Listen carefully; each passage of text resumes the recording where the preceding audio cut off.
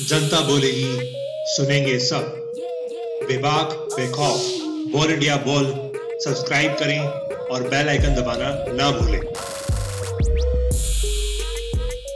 नमस्कार दोस्तों, स्वागत है आपका बोल इंडिया बोल पे। 2019 का चुनाव आ चुका है। हमारे साथ कुछ मौजूद हैं क्रिकेटर जिनका बल्ला बोलता है। क्या 2019 में किसका बल्ला बोलेगा ये जानते हैं।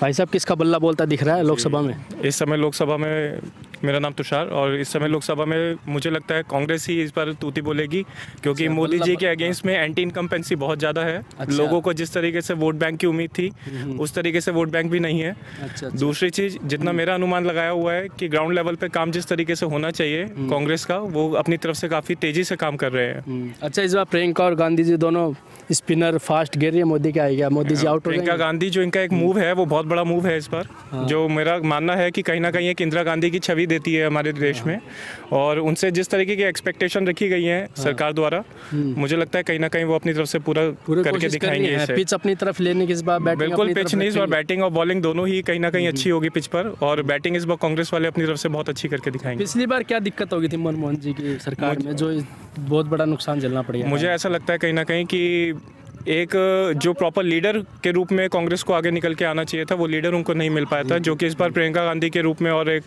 अध्यक्ष जो हमारे माननीय अध्यक्ष राहुल गांधी जी हैं, उनकी तरफ से हमें कहीं ना कहीं एक्सपेक्टेशन है कि उन्होंने इस बार तीन स्टेट्स में अपना काम करके दिखाया है। जैसे एमपी, राजस्थान, दोनों साइड इन्होंने अपना अच्छा वोट बैंक दिखाया है, और इस बार उम्मीद है देखिए कि लोकसभा चुनाव में अच्छा रिजल्ट एक्सपेक्टेड है कि अच्छा सरकार करेगी इस बार। अच्छा, मेरा ये मानना है हमेशा कांग्रेस है जो गठबंधन के साथ आके फिर अपनी सरकार बनाती है। क्या इस बार बहुमत ला पाएगी कांग्रेस?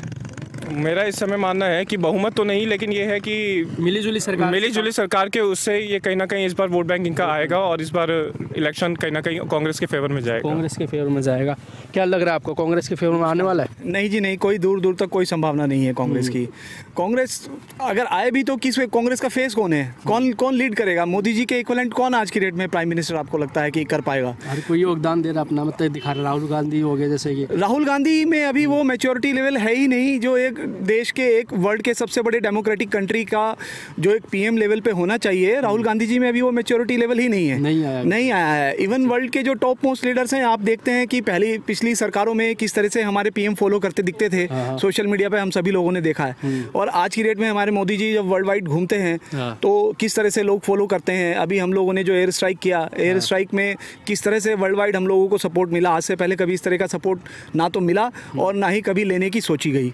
इस बार क्या लगता है 2019 में अगर मोदी हर मोदी घर घर मोदी? अच्छा, कहीं ना कहीं ये नहीं लगता है कि वोट बैंक, विपक्ष का कहना है कि वोट बैंक बनाती दिख रही है पुलवामा में जो हमला हुआ था, एयर स्ट्राइक पे जो? देखिए सर, ये एक घटिया राजनीति है और कुछ नहीं है सर। सैनिकों की शहादत पे जो सवाल दाग रहे हैं, मुझे लगता है कि वो घटिया राजनीति के अलावा कुछ नहीं कर रहे हैं, और हम सब लोग उसको देख रहे हैं। पढ़ा लिखा यूथ भी देख रहा है। इस साल जो देश को पहली बार 25 करोड़ नए वोटर मिलने वाले हैं, वो सब देख रहे हैं। अच्छा, वो कहीं ना कहीं तो बटेंगे भी, ऐसा तो नहीं है? ठीक है, हम बटेंगे। हर आदमी को वोट देने का अपना अपना अधिकार है, लेकिन मैं समझता हूं कि जो नए वोटर हैं उनको वोट देने से पहले ये जरूर सोचना चाहिए कि उनका जो भविष्य है आने वाले समय में किस तरीके का होने वाला है और किसके साथ बेस्ट है।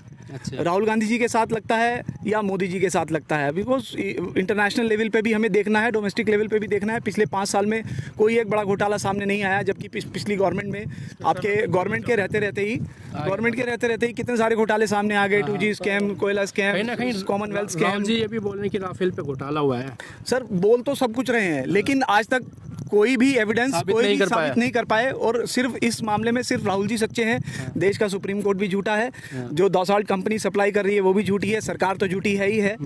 तो केवल राहुल जी सच्चे हैं, और वो भी सिर्फ वर्बल। इस पर क्या कहना चाहिए? राफेल डील पे सर मेरा कहना ये है कि अगर सरकार को कहीं भी डील को ओपन ही रखना था, तो उस डील के जो कागज हैं वो कागज ओपन होने से पहले चोरी क्यों हो गए? ये भी एक सवाल उठता है कि चोरी क्यों हो गया। दूसरी चीज, इधर आ जाओ, थोड़ा लंबा पड़ रहा है। दूसरी चीज़ सर, एक कहना चाहूँगा कि जहाँ तक भैया ने घोटाले के बारे में बात की, घोटाले मेरे ख्याल से नरेंद्र मोदी की सरकार में कम नहीं हुए। अगर लास्ट के घोटाले देख लिए जाए तो अभी एक मैं नाम बोल रहा हूँ,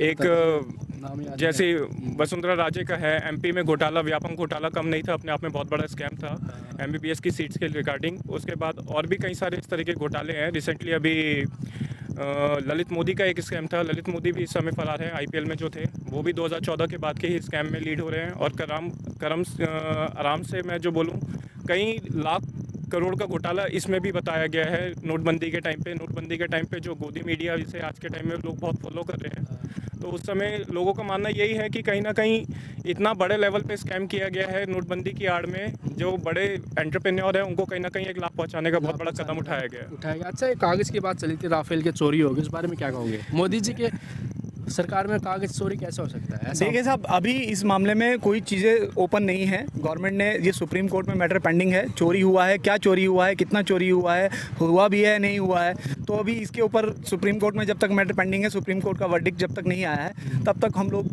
क्या कह सकते हैं इसके बारे में? क्या कह सकते हैं, लेकिन कहीं ना कहीं ये नहीं लगता बीजेपी ने इसके ऊपर अपना एक पॉइंट दे दिया, विपक्ष को बोलने का एक मौका जरूर दे दिया? देखिए सर, ये इसमें कोई पॉइंट वाली बात नहीं है। जो अगर पॉइंट देने वाली बात होती तो ये चीज़ कभी ओपन ना आ पाती। कांग्रेस की गवर्नमेंट में इतनी सारी चीज़ें हुई हैं जो कभी सरफेस पे आ ही नहीं पाई। लेकिन यहाँ पे मुझे लगता है सब कुछ फेयर है और गवर्नमेंट आने वाली है, कोई किसी तरीके की कोई समस्या नहीं है। हर हर मोदी, घर घर मोदी। कहीं ना कहीं देखा जा सकता है, क्रिकेटरों का कहना है कोई विपक्ष आएगा या बीजेपी आएगी, ये तो 2019 का चुनाव बताया किसका बल्ला बोलेगा और कौन पिच पे बैटिंग करेगा। हमारे साथ जुड़े रहिए, देखते रहिए बोल इंडिया बोल। कैमरामैन मनोज कुमार के साथ रोहित कौशिक।